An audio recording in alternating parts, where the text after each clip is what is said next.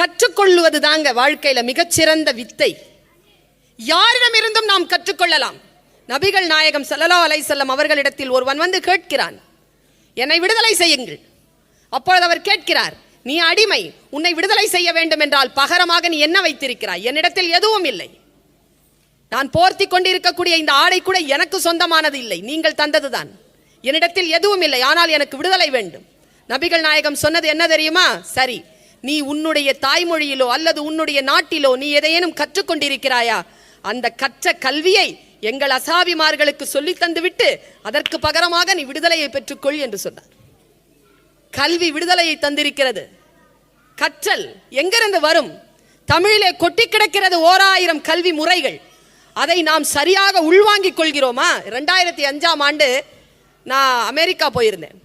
இந்தியாவிலிருந்து தேர்ந்தெடுக்கப்பட்டு போயிருந்தேன். ஒரு தலைமைத்துவ பயிற்சி. சிங்கப்பூரிலிருந்து ஜாஃபர் என்கின்ற சீன பள்ளியிலே வேலை செய்யக்கூடிய ஒரு பள்ளிக்கூட ஆசிரியர் வந்திருந்தார். நானும் அவரும் உட்கார்ந்து பேசி கொண்டிருக்கிறோம். கூட ஒரு புத்த மதத்தை சேர்ந்த ஒரு மோந்தி அவரும் உட்கார்ந்திருந்தார். 3 பேர் உட்கார்ந்திருக்கோம். இப்போ ஒரு பைபிள் பரிசளிக்கப்பட்டது. நான் நடந்ததை சொல்கிறேன். எல்லோருக்கும் அந்த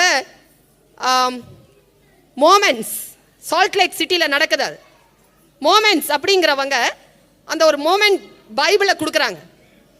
அதை நான் பிரித்து பார்க்குறேன். எனக்கு ஹிந்தியில் வந்திருந்தது. ஏன்னா இந்தியா தானே, இந்தியாவினுடைய தாய்மொழி ஹிந்தி தானே, எனக்கு ஹிந்தியில் வரும். உட்காந்துட்டே இருந்தேன். பக்கத்தில் அந்த புத்த மதத்தை சேர்ந்த அவருக்கு வந்தது பாருங்க. நான் எட்டி பார்த்தேன் சிங்கள மொழியில் இருக்கான்னு. ரொம்ப சந்தோஷமா இருந்தது. தமிழ் மொழியில் வந்திருந்தது. அவர் அன்னைக்கு சாப்பிடலீங்க. என் தாய் தேசத்தினுடைய மொழி தமிழ் இல்லை என்று சத்தமா சொன்னார். நான் சொன்னேன், இப்போ நீ கூவி என்ன பிரயோஜனம்?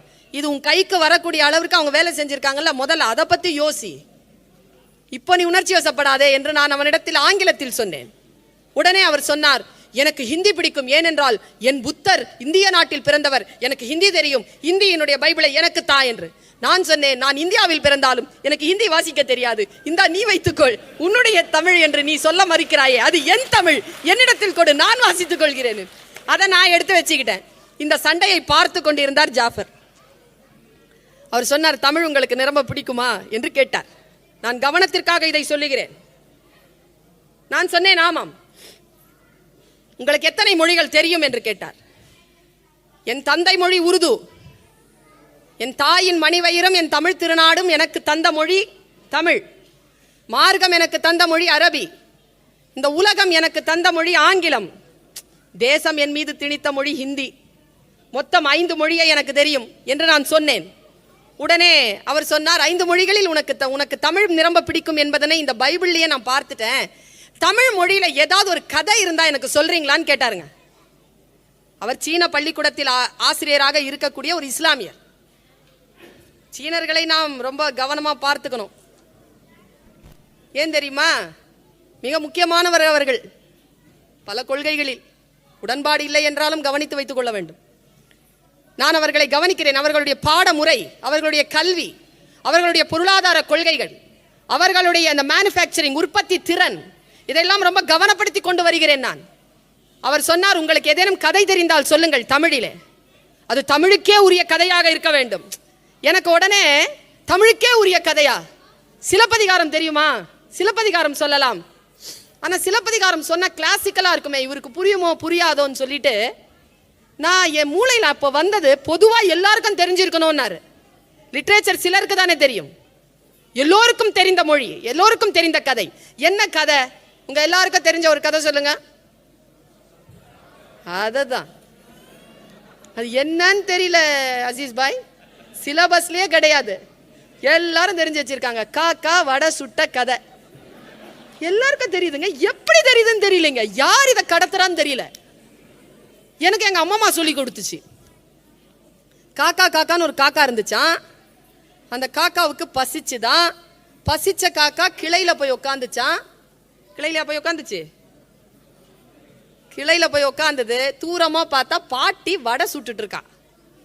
நேரா பாட்டி கிட்ட போய் உட்காந்து என்ன பண்ணுச்சு? வடைய குழந்தை சொல்லுது பாருங்க, வடைய திருடிருச்சு. திருடிட்டு போய் மறுபடியும் அதே கிளையில உட்காந்துச்சு. அப்ப யார் வந்தா? நரி வந்தாரு. நரி வந்து என்ன சொன்னாரு? நீ ரொம்ப அழகா இருக்க, ஒரு பாட்டு பாட சொன்னாரு. அப்ப பாட்டு பாடிச்சா காக்கா? பாடிச்சு. பாடும்போது வாயில இருந்து வடை கீழே விழுந்துருச்சா? விழுந்துச்சு. நரி வடை எடுத்துக்கிச்சு ஓடிருச்சா? ஓடிருச்சு. எங்க அம்மா கிட்ட நான் கேட்டேன், ஏன் பாட்டி, பாட்டி கிட்ட இருந்து வடையை திருடின காக்காவுக்கு நரி மூலமா ஒரு தண்டனை கொடுத்தல்ல, காக்கா கிட்ட இருந்து வடையை திருடிச்சு இல்ல நரி பொய் சொல்லி, நரிக்கு என்ன தண்டனைன்னு கேட்டேன். எங்க அம்மா சொன்னாங்க, சுல்தானா கேள்வி கேட்கப்படாது, பொம்பளை பிள்ளை கேள்வி கேட்கவே படாது, கேட்டா என்ன ஆகும், கேட்டா கல்யாணம் ஆகாதுன்றுச்சு. 12 வயசுல அப்படி சொன்னா எவ்வளவு பயமா இருக்கும் தெரியுமா? நினைச்சு பாருங்களேன், இது என்னங்க கதை? பசி, திருட்டு, பொய், ஏமாத்துறது, ஏமாந்து போறது, இதுக்கு பேரு நீதி கதை. சொல்லி கொடுத்துருக்கோமா இல்லையா? நான் இதையே சொல்லிட்டேன் ஜாஃபர் கிட்ட. ஜாஃபர் அன்னைக்கு சாப்பிடலீங்க. 3 பேர்ல அவ தமிழுக்காக சாப்பிடல, அவர் தமிழ் கதைக்காக சாப்பிடல. இதுவா சொல்லி தருகிறீர்கள் என்றார். திக்குனா நான் எனக்கு ஆச்சு. ஆமா, இது எல்லாரும் நாங்க சொல்றோம், இது தமிழ் கதை அல்ல, இது ஆசிய கதை. சீன நாட்டில் எப்படி சொல்லி தராங்க தெரியுமா? இங்க பாருங்க, நம்ம கத்துக்க வேண்டியது அவங்க கிட்ட இருந்து இருக்கு பாருங்க. எப்பொழுது வேண்டுமானாலும் எங்கிருந்து வேண்டுமானாலும் கற்றுக்கொள்ளலாம் தானே. தமிழ் அந்த பரப்பளவை கொண்டது தானே. அவன் கதை சொன்னான் பாருங்க.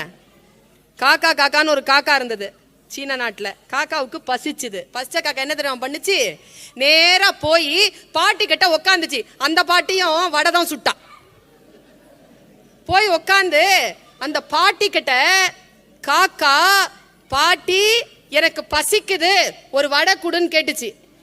கதை எப்படி கொண்டு போறான் பாருங்க. முதல்ல பசி, அப்புறமா அறிமுகம் செய்கிறான் நேர்மை.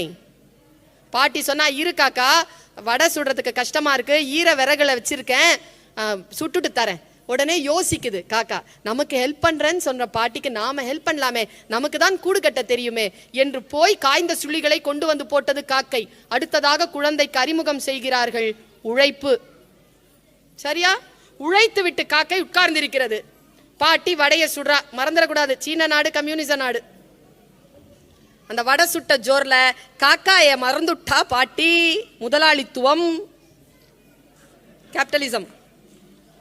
உடனே காக்கா கேக்குது, ஏ பாட்டி, நான் உழைத்த உழைப்பிற்கு கூலி கொடு. முதலில் நான் கேட்டது பிச்சை, இப்பொழுது கேட்கிறேன் கூலி கொடு என்றது தொழிலாளர் உரிமை. காக்காயை பார்த்து மன்னிப்பு கேட்டுவிட்டு வடையை கொடுத்தால் பாட்டி. தன் உழைப்பை எடுத்துக்கொண்டு பறந்தது காக்கை. எல்லா நாடுகளிலும் ஏமாற்றுகிறவர்கள் இருப்பார்கள் தானே. நரி வந்து அந்த உழைப்பை ஏமாற்றுவதற்காக சதி செய்தது. ஏ காக்காய், நீ அழகா இருக்கிறாய், நல்லா பாடுவாய், நீ பாடேன் என்று கேட்டது. ஒரு வினாடி மயங்கியது காக்கை. தொழிலாளர் பலவீனம். வாயிலிருந்து வடை கீழே விழுந்தது. நம்ம கதையை முடிச்சோம்ல, அவன் பாருங்க அங்கதான் வச்சிருக்கிறான். சிலபஸே அங்கதான், குழந்தைகளுக்கான பாடம் அங்கிருந்து தொடங்குறான் பாருங்க. காக்கை வாயிலிருந்து வடையை கீழே தவற விட்டது. தொழிலாளர் பலவீனம்.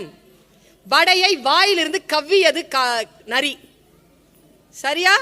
உடனே தொழிலாளர் விழிப்புணர்வு. நான் உழைத்த உழைப்பை இன்னொருவன் திருடுவதா என்று அந்த காக்கை விழிப்புணர்வு கொண்டது. உடனே கா கா என்று கத்தியது. அந்த கத்தலுக்கு 1000 காக்கைகள் வந்து அந்த காட்டிலே கூடின. யூனியன். கதை எப்படி தெரியுமா முடிச்சான்? 1000 காக்கைகள் கூடினா நம்ம முடிச்சிருப்போம். கம்யூனிசம் இல்லையா? அன்றைக்கு அந்த காட்டில் அந்த ஒரு காக்காய்க்கு தான் இழந்த உழைப்பின் வடை மட்டும் திரும்பி கிடைக்கவில்லை, அந்த தொழிலாளியை ஏமாற்ற வேண்டும் என்று நினைத்த அந்த நரி 1000 காக்கைகளுக்கு உணவானது என்று சொல்லி முடித்தான் கதையை. எப்படி இருக்கு பாருங்க சிந்தனை.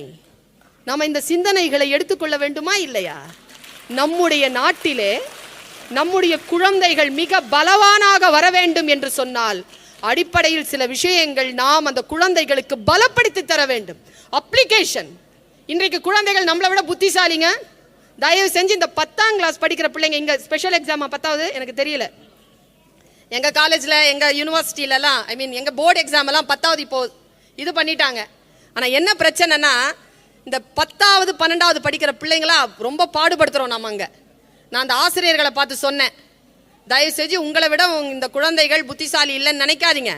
நம்மளை விட இந்த குழந்தைகள் புத்திசாலிகள். ஏன்னா இப்போ நம்ம எல்லாரும் சேர்ந்து 10th எழுதா ஃபெயிலாக போயிடுவோம். அதுங்க தான் பாஸ் பண்ண போகுது. அதனால நம்மளை விட அதுங்க புத்திசாலிகள் தான் என்று நான் சொல்லுவது வழக்கம். அந்த குழந்தைகள் புத்திசாலியாக இருக்கின்றன. அந்த குழந்தைகளுக்கு நீங்கள் நிறைய கதை சொல்லுங்கள், நிறைய அறம் சொல்லுங்கள். ஔவையினுடைய அறம், திருக்குறளின் அறம், சங்க இலக்கியங்கள் சொல்லுகின்ற அறம், காப்பியங்கள் சொல்லுகின்ற அறம், பக்தி இலக்கியங்கள் சொல்லுகின்ற அறம், சிற்றிலக்கியங்கள் சொல்லுகின்ற அறம், நவீன இலக்கியங்கள் சொல்லுகின்ற அறத்தை குழந்தைகளுக்கு நாம் அறிமுகப்படுத்த வேண்டும் என்பதற்காக ஒரே செய்தியோடு நான் நிறைவு செய்கிறேன். சமீபத்தில் நான் படித்தது என்னை நிரம்ப பாதித்தது. குழந்தைகள் நிறைய இருக்கிறார்கள், அதைவிட முக்கியமாக பெற்றோர்கள் இருக்கிறீர்கள், ஆசிரியர்கள் இருக்கிறீர்கள். உங்களுடைய கவனத்திற்காக நான் இந்த ஒரு விஷயத்தோடு நிறைவு செய்கிறேன். எனக்கு தெரிகிறது காலம் கடந்து கொண்டே இருக்கிறது.